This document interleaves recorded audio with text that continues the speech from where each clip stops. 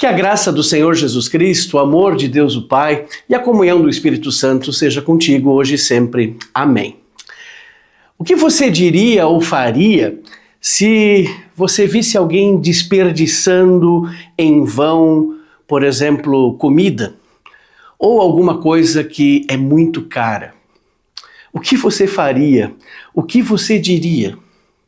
Eu penso que, com certeza, nós ficaríamos, no mínimo, indignados. Talvez até iríamos chamar a atenção.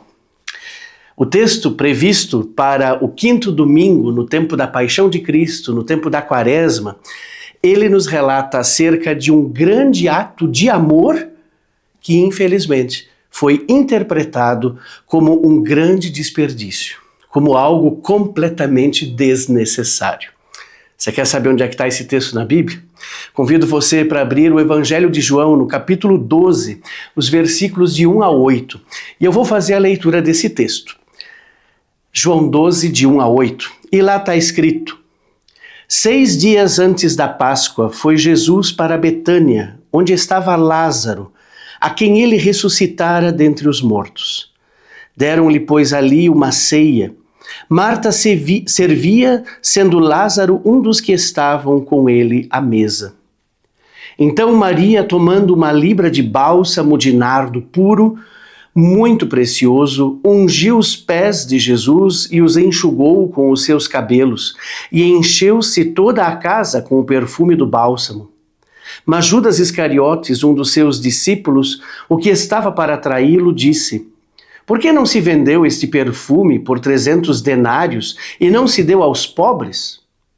Isto disse ele não porque tivesse cuidado dos pobres, mas porque era ladrão, e tendo a bolsa, tirava o que nela se lançava.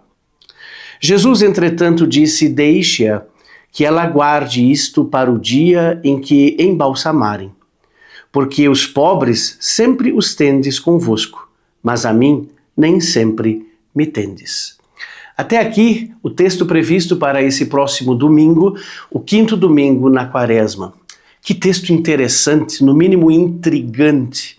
Eu gostaria de, antes de pensar com você pelo menos 3 aspectos desse texto, que eu vou abordar mais no final, eu gostaria de colocar alguns detalhes desse texto. O texto começa com a informação 6 dias antes da Páscoa. Significa que os nossos evangelistas na Bíblia, eles tentam colocar os eventos da Páscoa em dias da semana. Se você ler Mateus, Marcos e Lucas, você vai ver a mesma coisa. 6 dias antes da Páscoa. Nós já sabemos que trata-se da última Páscoa que Jesus vai celebrar em vida com os seus discípulos. Esse texto está logo interligado ao texto anterior, que eu também quero fazer a leitura, do capítulo 11, os versículos 55 a 57, onde a gente tem uma informação muito importante para entender o nosso texto. Lá diz assim: estava próxima a Páscoa dos judeus, e muitos daquela região subiram para Jerusalém antes da Páscoa para se purificarem. Lá procuravam Jesus, e estando eles no templo, diziam uns aos outros: que vos parece? Não virá ele à festa? Ora, os principais sacerdotes e os fariseus tinham dado ordem para, se alguém soubesse onde ele estava, denunciá-lo a fim de o prenderem. Essa informação é muito importante. Havia uma expectativa muito grande. As pessoas já estavam convivendo 3 anos com Jesus. Jesus já havia feito curas, já havia ensinado muitas multidões de pessoas. Jesus já teve, desde que ele iniciou seu ministério, uma infinidade de diálogos, de disputas com os fariseus, com escribas, com saduceus. O nome Jesus podia aparecer hoje, se fosse nos dias de hoje, em todas as manchetes de jornais.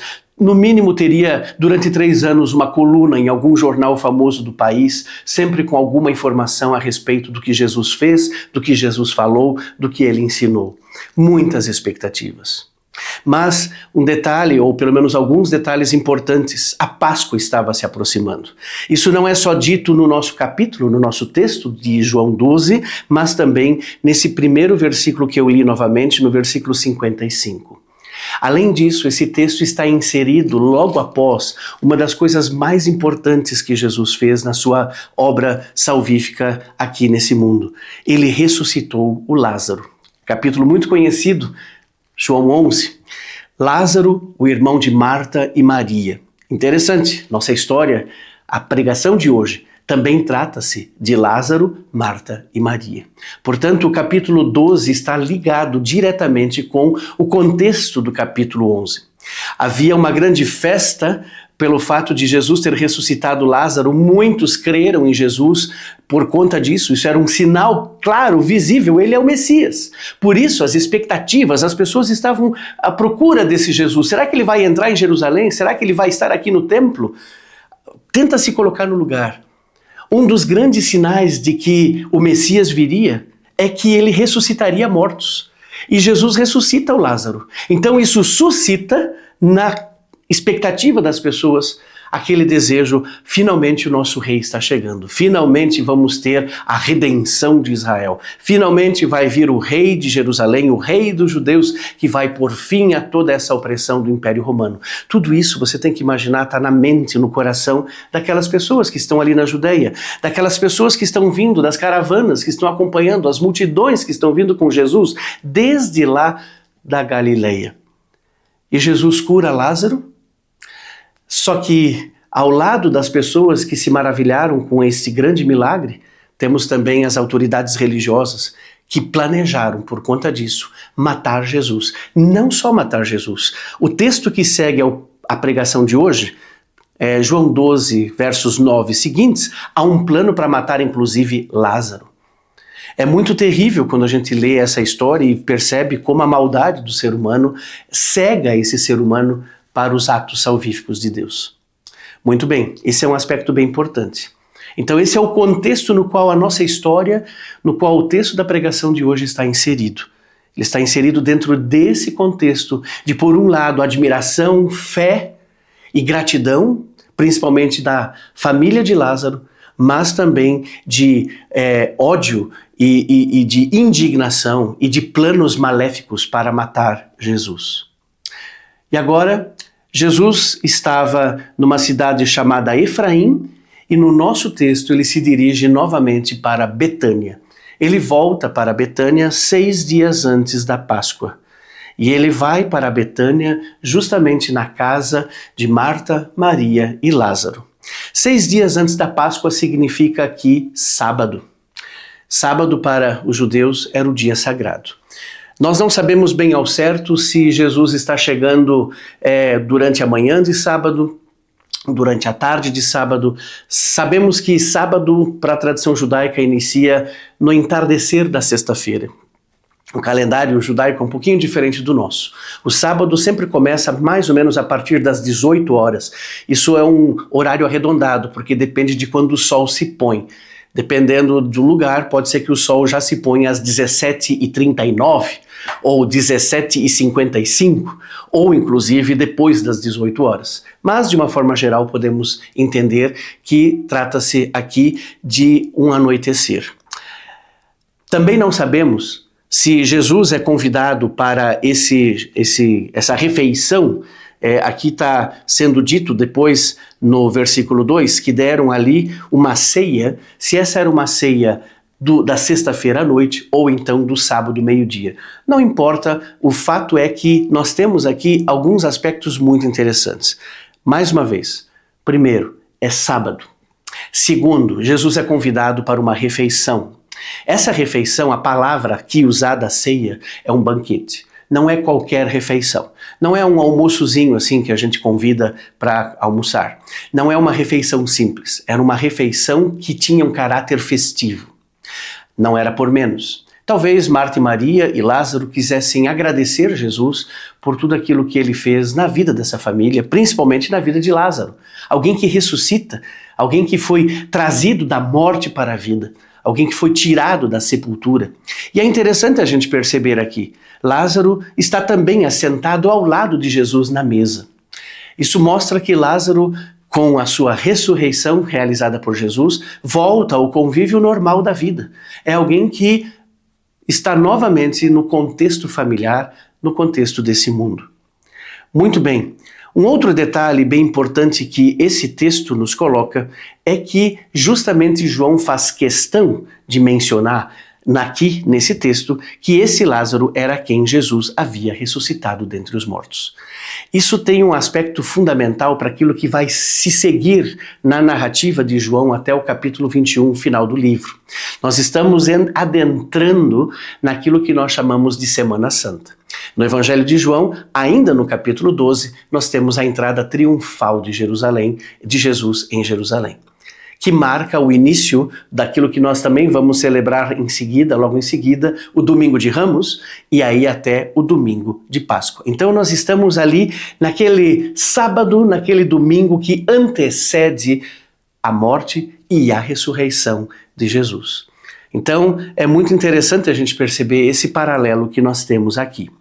Muito legal esse texto, porque ele fala de uma refeição, de um banquete, de um momento de alegria, de um momento de gratidão que essa família tem com Jesus.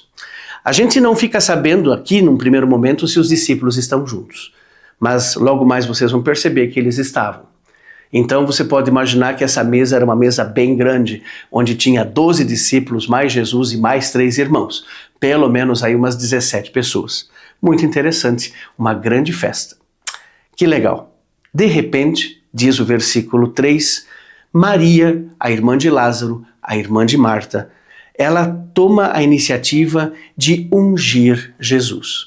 Aqui precisamos compreender pelo menos 2 aspectos importantes na ação que Maria faz.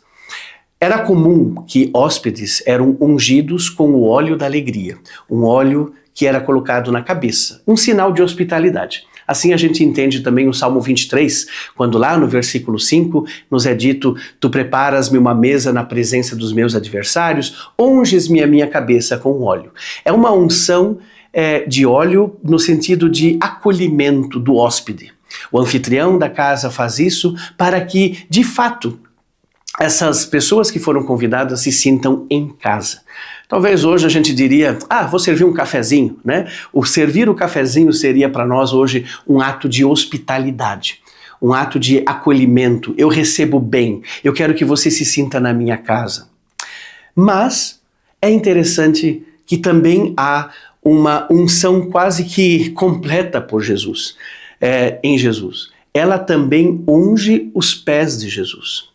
E com isso nós somos lembrados de uma tradição já do Antigo Testamento e que está à flor da pele. Maria sabe muito bem o que está acontecendo. Maria acompanha Jesus. Marta, Maria e Lázaro não eram apenas uns conhecidos de Jesus. Eles aparecem mais vezes na Bíblia. Aliás, é interessante nós vermos aqui um paralelo muito forte com Lucas 10, onde nós temos Marta e Maria. Maria que se assentava aos pés de Jesus para ouvir os seus ensinamentos, e Maria que, assim como nesse texto de João 12, está servindo à mesa, está deixando tudo muito bonito, muito gostoso, tudo bem, de uma forma muito hospitaleira, para que Jesus possa se sentir em casa, não só ele, mas também os seus discípulos. Marta e Maria aqui, as 2 irmãs, que servem a Jesus. Dessa vez, Maria continua não só assentada aos pés de Jesus, mas ela derrama um óleo sobre os pés de Jesus e seca com os seus cabelos. Essa unção que Maria faz, ela usa para isso o que o texto chama de nardo puro. Isso era um perfume, uma essência oleosa oriunda da Índia. Naquela época nós já tínhamos várias essências e perfumes que vinham da Índia. As caravanas traziam um comércio de especiarias, já não só perfumes, mas também canela, temperos. Havia um intercâmbio naquela época de vários aromas. E o óleo de nardo era um dos mais caros.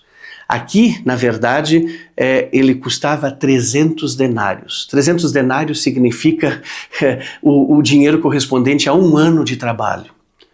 Isso é algo caríssimo e ele ainda era puro, então ele não era misturado com nada. Ela traz isso dentro de uma libra de bálsamo, que era uma vasilha, um pote, que mais ou menos continha então a medida de 300 gramas deste óleo. Vamos dizer assim, um gesto de bastante generosidade precisava ter muito dinheiro para comprar esse nardo e para ungir alguém com esse nardo. Aliás, nem precisava 300 gramas. O óleo da alegria era apenas tocar no óleo com o seu dedo e passar na cabeça das pessoas. Ninguém era banhado com óleo. Mas Maria aqui parece bastante exagerada. Ela tem toda essa quantidade de óleo e inclusive unge não só a cabeça, mas também os pés de Jesus. Essa unção lembra então a unção que acontecia no Antigo Testamento para 3 grupos de pessoas: reis, profetas e também sacerdotes, que eram ungidos para a sua tarefa, para o seu ofício. Era um gesto que marcava a presença do Espírito Santo de Deus na vida daquela pessoa que iria desempenhar em nome de Deus aquela tarefa, seja governar a cidade de Jerusalém como rei de Israel, seja como profeta que falaria a palavra de Deus, seja como sacerdote que entraria no templo para mediar a salvação entre Deus e o povo. É interessante, Maria tem expectativas messiânicas com Jesus. Maria sabe que Jesus não é só um nazareno que vem lá da Galileia, ela sabe que Jesus é o Filho de Deus. Ela sabe que Jesus é o Messias e por isso ela toma a iniciativa de já ungí-lo como rei. E isso faz muito sentido no capítulo 12 de João, porque Jesus vai entrar montado num jumentinho, como os reis entravam no dia da sua entronização, cada vez que eles eram então empossados. Toda a semana da crucificação, ou seja, a última semana de Jesus que leva à sua crucificação, lembra a liturgia de entronização dos reis. Eles entravam montados num jumentinho, eram aclamados, Hosana, bendito que vem em nome do Senhor. Salmo 118 era o salmo cantado pelas pessoas cada vez que um rei de Judá entrava triunfalmente em Jerusalém e iria se assentar no trono. Você bem sabe, nós vamos ainda chegar lá, mas quando nós lembramos da Sexta-feira Santa, o trono de Jesus não foi um trono num palácio real, foi a cruz do Calvário. Sua coroa não foi uma coroa real bonita de ouro e pedras preciosas, foi uma coroa de espinhos. O seu manto real, inclusive, é rasgado. Jesus, ele foi aqui ungido por Maria para ser o rei dos judeus. Mas o seu reinado, como ele também vai dizer para Pilatos no capítulo 19 de João, não é deste mundo. E por isso os evangelistas são unânimes em mostrar para nós que toda essa trajetória de Jesus, desde a sua unção até a sua morte, crucificação e ressurreição, mostram como que se fosse do contrário. Jesus é rei, mas subespécie contrária. Ele não é um rei majestoso e glorioso, mas é o rei que deu a sua vida. Ele é o Cordeiro de Deus que tira o pecado do mundo, assim como João também vai relatar na boca de João Batista no capítulo 1, verso 29.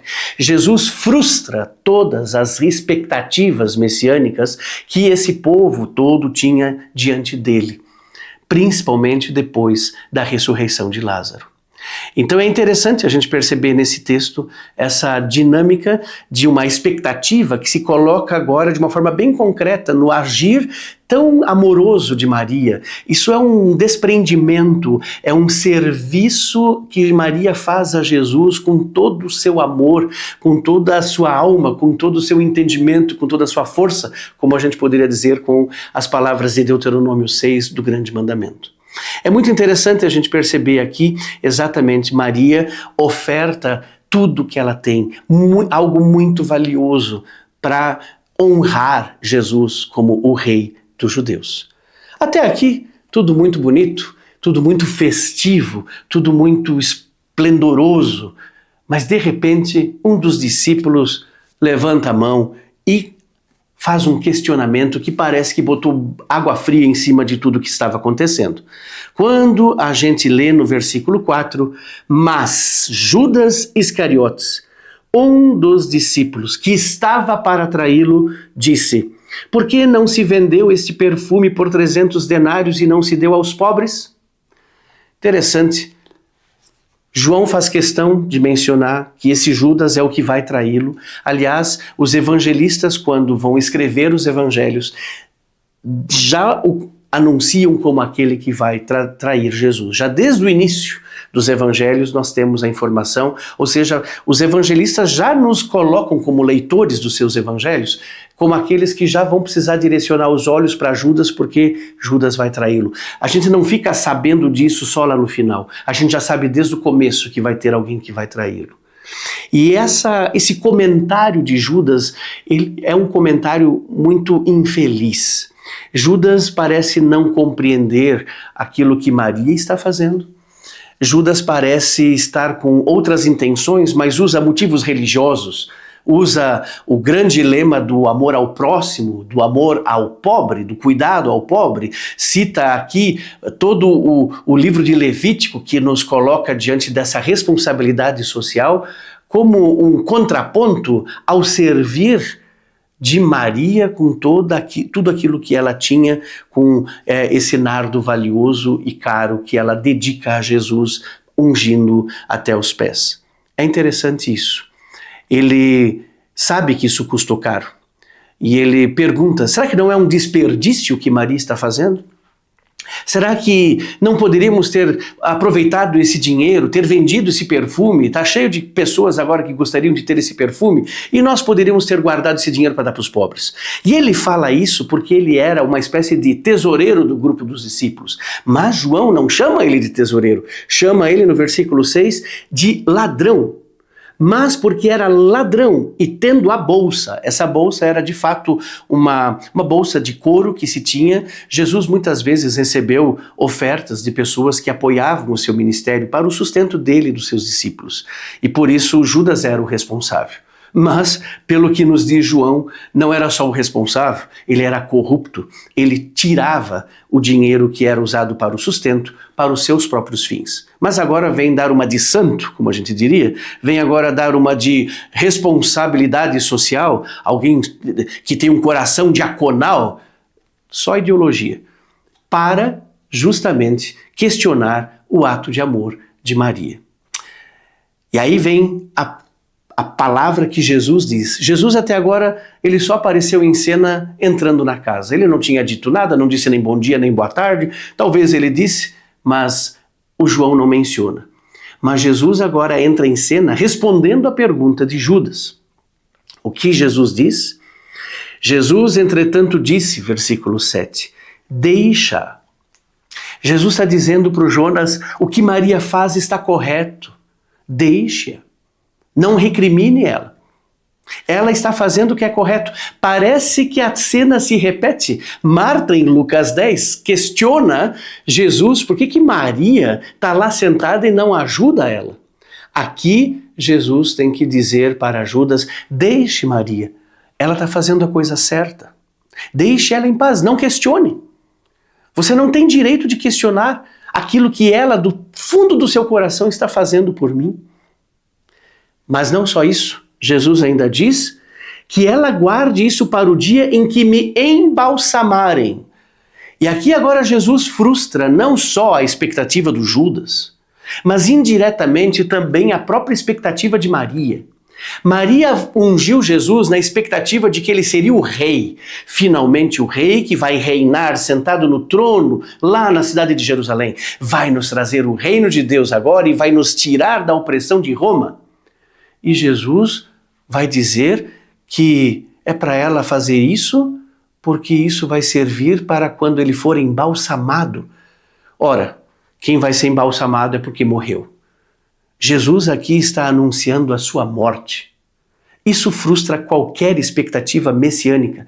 Ninguém estaria esperando que o rei dos judeus morreria. Aliás, a expectativa messiânica bíblica que tem a ver com o rei descendente de Davi não tem absolutamente nada a ver com a morte.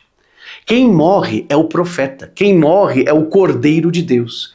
Jesus, ele não só é o profeta que morre por anunciar a palavra de Deus, Jesus não é só o Cordeiro de Deus que morre por sacrifício a todos nós, mas curiosamente Jesus vai ser o único rei de Judá que é ungido para morrer. Isso é totalmente novo na expectativa messiânica que nós temos aqui no Novo Testamento. E é isso que Jesus agora transforma. Jesus frustra aqui a expectativa de Judas e frustra indiretamente a expectativa de Maria. Não que ela fez errado, mas a unção que Maria está fazendo, Jesus está dizendo, além de ela me ungir como rei, porque de fato ele é rei, vai servir também para a sua própria morte.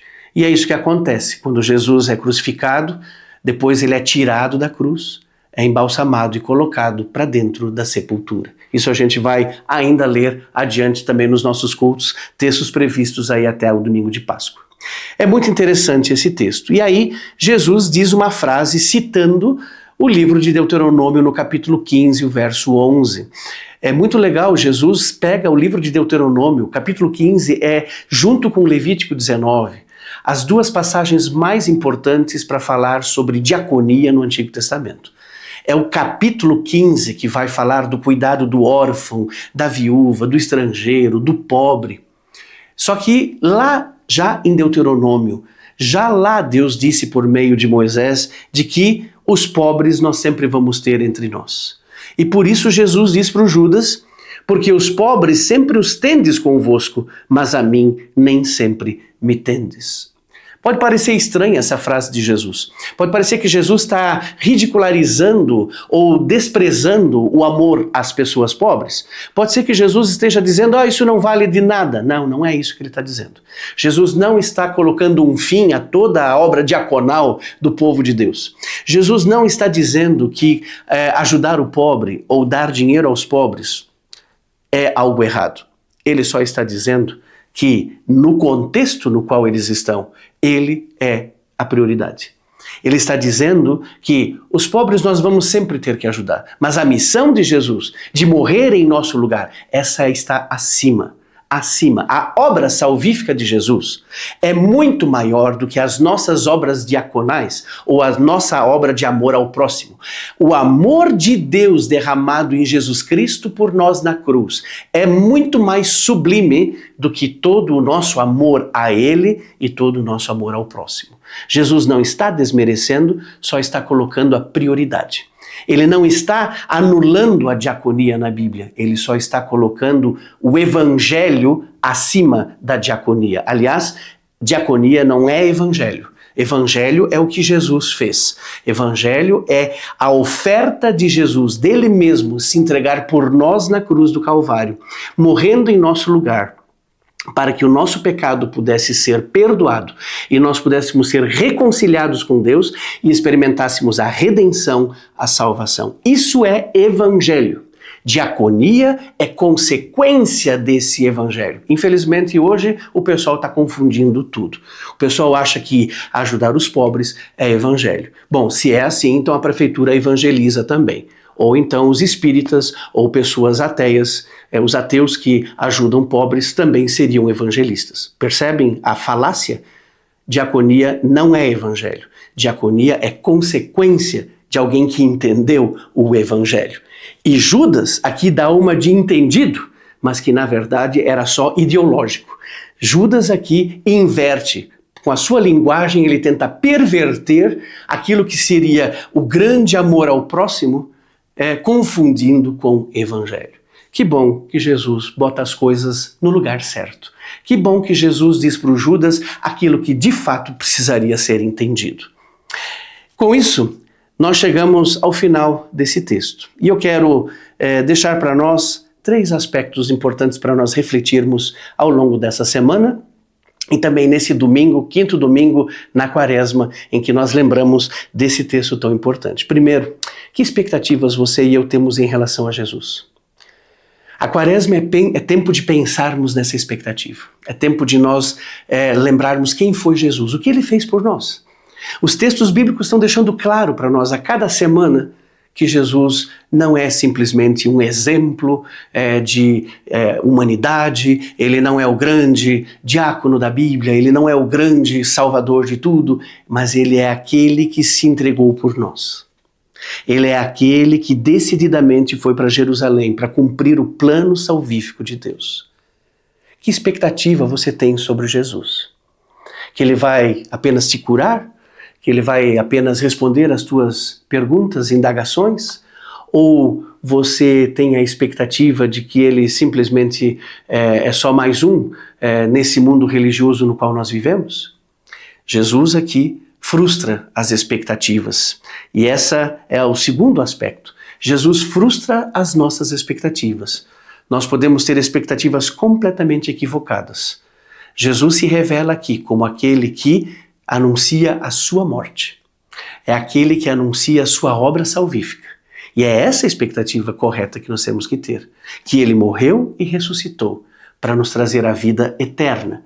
E somente a partir dessa perspectiva é que o nosso servir, que o nosso agir nesse mundo vai ter sentido. Senão, a prefeitura faz melhor do que nós. Ou outras pessoas têm muito mais recursos do que nós. Quando toda a nossa expectativa está sobre nós, então nos tornamos egoístas. E esse é um contraste claríssimo que nós vemos aqui entre Maria e Judas.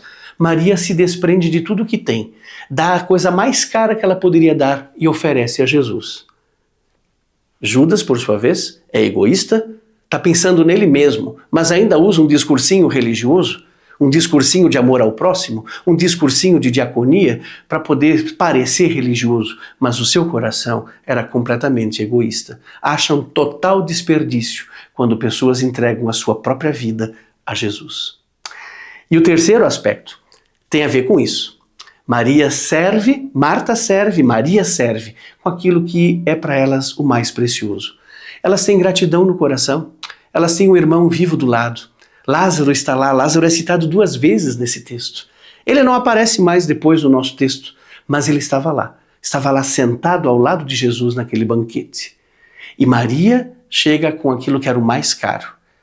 Só que é interessante, mesmo a gratidão da Marta, da Maria e do Lázaro, mesmo esse banquete maravilhoso que elas preparam para o grande mestre Jesus, e mesmo o perfume mais caro que Maria traz para ungir Jesus e reconhecê-lo como rei dos judeus e o salvador do mundo, não são comparados à oferta de si mesmo que Jesus está anunciando aqui e que ele vai continuar anunciando até chegar o domingo de Páscoa. Jesus é a maior oferta. Ele se entregou por nós. Ou como diz o famoso capítulo 3 de João, porque Deus amou o mundo, que deu o seu Filho, entregou o seu Filho unigênito, para que todo o que nele crê não pereça, mas tenha a vida eterna. Que esse 5º domingo de Quaresma possa fazer você refletir sobre as suas expectativas em relação a quem é Jesus e o que ele fez. Que possam ajudar você a não ficar frustrado com a sua expectativa, porque Jesus vai frustrar a tua e a minha expectativa, mas que a gente possa lembrar que tudo que nós fazemos, tudo que nós ofertamos, seja do mais caro, do mais valioso para Jesus, ainda não se compara com a grande oferta salvífica que ele fez para você e para mim. Que Deus abençoe a sua vida, que Deus abençoe essa semana e que essa palavra possa fortalecer a sua fé. Amém.